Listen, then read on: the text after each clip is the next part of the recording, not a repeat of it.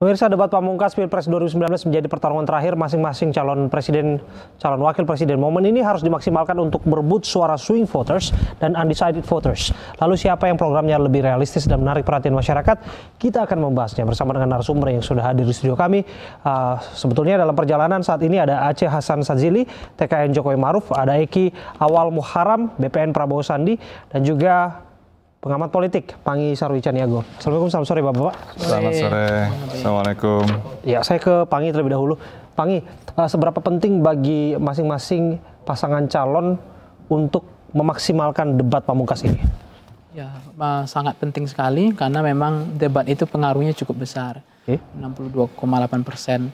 Jadi ini akan menentukan ceruk struktur dari undecided voters itu. Kemana sebetulnya, walaupun sebetulnya kalau kita mencermati misalnya yang 7% di angka kita hari ini sekitar belasan juta itu kemungkinan bisa split ya. Pembelahannya terjadi tidak hanya ke Pak Jokowi, tidak hanya ke Pak Prabowo.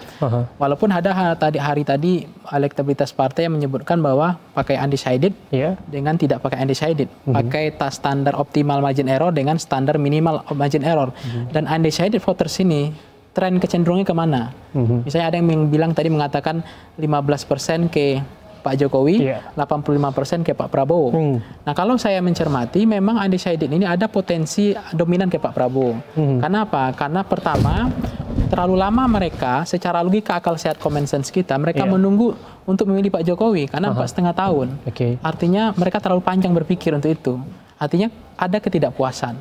Approval rating mereka mungkin di bawah 50%. Yang kedua adalah ada potensi Pak Jokowi di angka yang undecided ini adalah pemilih pemula dan anak milenial yang mereka suka dengan kuliner, dengan musik dan sebagainya. Nah, untuk faktor debat ini apakah ini sangat berpengaruh untuk milenial, kemudian undecided dan swing juga untuk masing-masing pasangan calon bisa mengambil perhatian dengan menguasai materi dan mencuri perhatian pada malam hari ini? Ya, kalau undecided ini polanya 3 saja, mereka pasti lihat gimmick ya. Yang kedua adalah konten. Yang ketiga mereka akan lihat siapa yang mampu mencari kelemahan ya, mencari kelemahan dan titik lemah dari masing-masing. Dia harus tunjukkan di mana. Nah, artinya mereka ini kan pemilih yang rational choice, pemilih yang kritis dan mereka tidak taken for granted. Artinya debat itu mereka lihat betul dari cara mereka menguasai konten masalah. Tutur bahasa, gaya komunikasi. Gaya bahasa, komunikasi, good lookingnya penampilan mereka juga akan tetap diperhatikan. Saya pikir juga nanti mana mereka peran yang akan dibagi antara capres dengan cawapresnya itu juga mereka lihat. Dan tidak kalah pentingnya juga mereka akan melihat cara mereka menggunakan bahasa yang lebih sederhana sehingga mudah dipahami oleh orang yang tidak sekolah sekalipun gitu. Baik, saya ke Kang Eki. Kang Eki, bagaimana persiapan Pak Prabowo dan Pak Sandi untuk malam hari ini? Sangat siap. Penguasaan konten, gestur, ya secara fisik, secara emosional, secara gestur dan segala macam sudah siap lah. Kontennya jelas akan memberikan harapan yang lebih baik kepada masyarakat, kepada rakyat Indonesia bahwa kepemimpinan Prabowo Sandi 2019-2024 itu akan lebih baik daripada kepemimpinan yang sekarang. Begitu yakin Anda, dan kemudian Anda sebutkan tadi soal secara emosional juga kesiapan itu sudah dimiliki oleh Pak Prabowo dan Pak Sandi juga. Apakah ini berpengaruh terhadap belakangan dukungan? Ada beberapa ulama yang memberikan dukungan secara terbuka kepada Pak Prabowo dan Pak Sandi. Kami sangat mengucapkan terima kasih kepada ulama-ulama tokoh nasional seperti Ustadz Abdul Somad, UAS, ya, Ustadz Adi Hidayat, Ustadz Agim, dan Ustadz habaib lain, baik di kalangan Nahdiyin maupun kalangan lainnya kepada Prabowo Sandi semakin mengalir. Itu jelas menunjukkan bahwa keberpihakan umat, keberpihakan rakyat, termasuk para pengusaha juga itu semakin tumbuh. Dan ada euforia kepada Prabowo Sandi, adanya ingin perubahan di negeri ini tentunya. Bagaimana kemudian dukungan seperti ini juga dimaknai agar sebagaimana yang disampaikan oleh Pak SBY kemarin itu tidak mencuat lagi, terkesan bahwa kampanye yang dimainkan itu tidak demikian, tidak inklusif, sebetulnya kemudian tidak demikian, karena sesungguhnya masing-masing kampanye itu jelas-jelas ada sebuah tujuan-tujuan tertentu. Kita kampanye itu rentetan dari beberapa bulan yang lalu dan sebelumnya juga kita melihat bahwa sangat kepada siapapun ya. Di berbagai daerah ketika Sandi, ketika Prabowo, semua kalangan rakyat Indonesia kelas manapun dan dari berbagai multikultural, multibudaya, jelas dukungannya cukup deras ya kepada Prabowo Sandi. Oke, seberapa penting isu malam ini menjadi topik dan bahasan untuk paslon Anda, ekonomi, kesejahteraan sosial, keuangan, investasi, perdagangan, dan industri? Jelas sangat penting sekali ya. Kenapa? Karena itu yang dirasakan oleh masyarakat di mana janji-janji pemerintahan sekarang ketika janji kampanye 2014 yang ingin pertumbuhan ekonomi 7%, tapi faktanya slow down di angka 5%.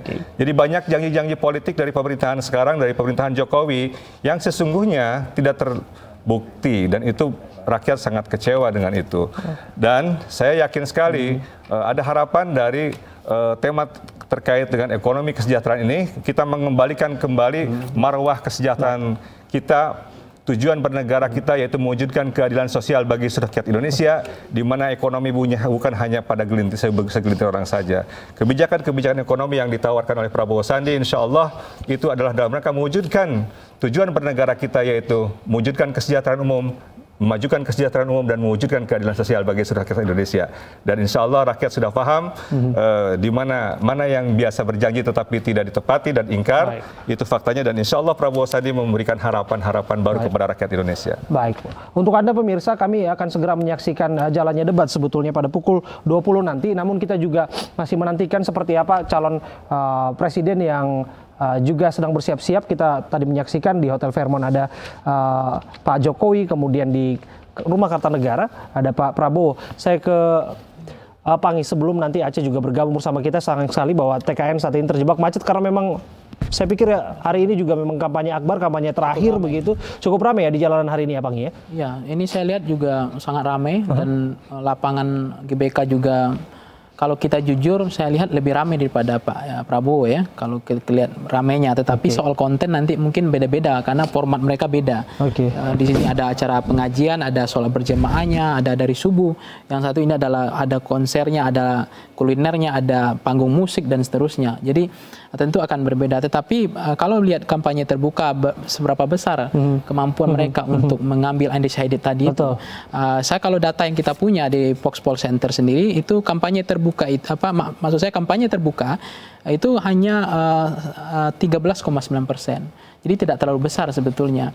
Tetapi yang paling banyak itu adalah ketemu langsung, bertatap muka, bersalaman, menyapa, menyalami, itu di angka 36,7%. Nah kemudian acara keagamaan itu, tabligh akbar, kemudian pengajian, itu cukup besar, ada di angka yang saya pikir ini tidak sedikit gitu. Nah ini yang kemudian mungkin Pak Prabowo kemarin mencoba meramu format acara mereka adalah acara tabligh akbar, rapat akbar tetapi ada tabligh akbarnya. Mungkin untuk mengambil yang ceruk segmen tadi undecided tadi. Tapi walaupun begini, undecided tadi kan ada 7%. Andai kata kita berikan ke Pak Prabowo seandainya semuanya, itu belum bisa melampaui angka Pak Jokowi. Ini menjadi problem bagi Pak Prabowo. Mengapa demikian? Faktor swing juga apakah tidak ada perhitungan juga? Swing tetap menjadi perhitungan mereka yang tidak mantap, tetapi strong voters masing-masing mereka itu cukup mantap gitu. Maka kalau kita lihat range tadi margin error tadi ditambah undecided, ada swing, ada silent voters, ditambah lagi efek Bradley yang saya bilang kemarin, ada ketidakjujuran dari responden dalam menjawab survei, ini juga menjadi problem. Nah, karena angka mereka kecuali mereka masih selisihnya di range margin error, ini masih, tetapi kan undecided ini kalau melihat selisih lembaga kita misalnya, ini kan sudah selisih kita 5%, 5,2. Itu pun kalaupun dikasih itu misalnya selisih itu dikasih, itu kalau 18% pun kan masih sulit sebetulnya. Tetapi mereka masih kompetitif ketika ada nanti yang silent voters tadi, ada kondisi yang mereka ingin sampaikan, ingin tidak puas melihat. Di layar kaca Anda pemirsa saat ini adalah suasana terbaru terkini di Hotel Fairmont Jakarta. Kami akan memperlihatkan kepada Anda suasana terkini di Hotel Fairmont Jakarta dan juga di Rumah Kartanegara di Jakarta Selatan, lokasi dari Pak Prabowo yang nanti akan bergerak menuju ke Hotel Sultan Jakarta. Kami mendapatkan informasi bahwa sesaat lagi calon presiden nomor 02 akan segera menuju ke Hotel Sultan Jakarta. Sembari kita menantikan apa informasi yang terbaru, kita lanjutkan kembali debat di studio. Kita bincang-bincang ini kita lanjutkan. Saya ke Kang Eki. Kang Eki disebutkan swing voter, kemudian faktor undecided ini tetap saja akan menguntungkan bagi kubu 01. Anda sepakat dengan ini? Undecided itu saya yakin akan lari kepada 02 ya. Kenapa? Karena menurut para pengamat ya, tidak terlalu perlu waktu lama untuk menentukan pilihan karena yang berkuasa di sini sudah 4 tahun kan.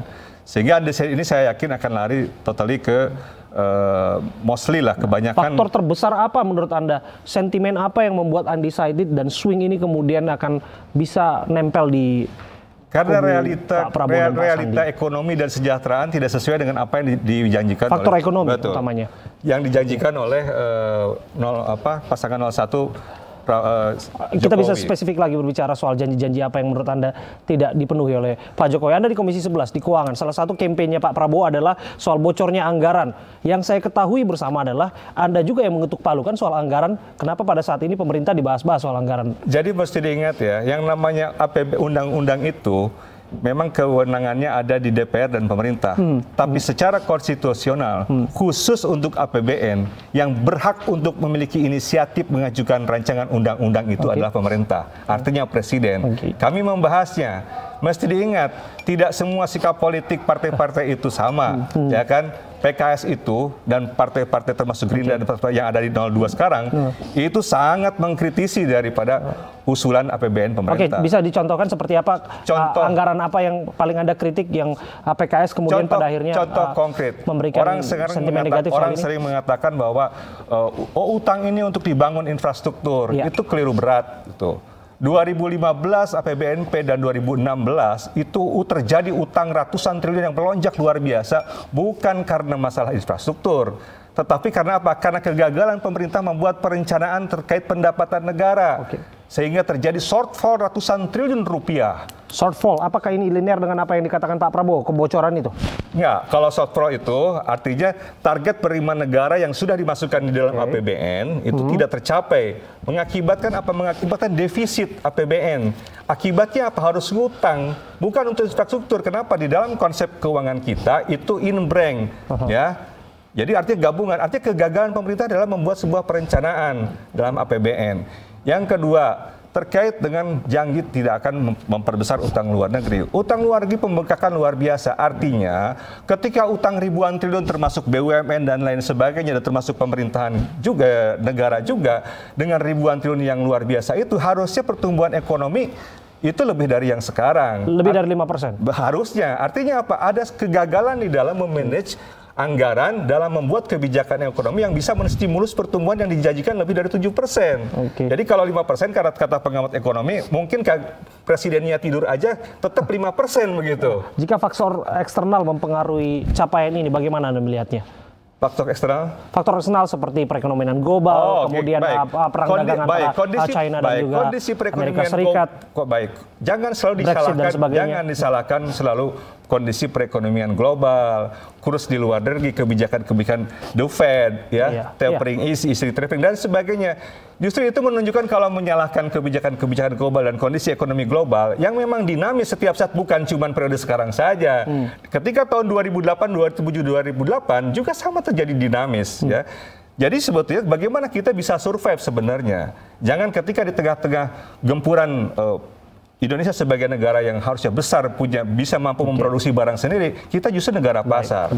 Ya, ketika investasi misalnya, mohon maaf, investasi datang dari pinjaman dari China misalnya, ya, infrastruktur yang katanya banyak dibangun tersebut, tetapi justru industri besi kita, industri semen kita mengeluh. Baik, nanti kita akan perdalam lagi. Kenapa barang impor banyak? Nanti kita perdalam lagi untuk soal industri ini.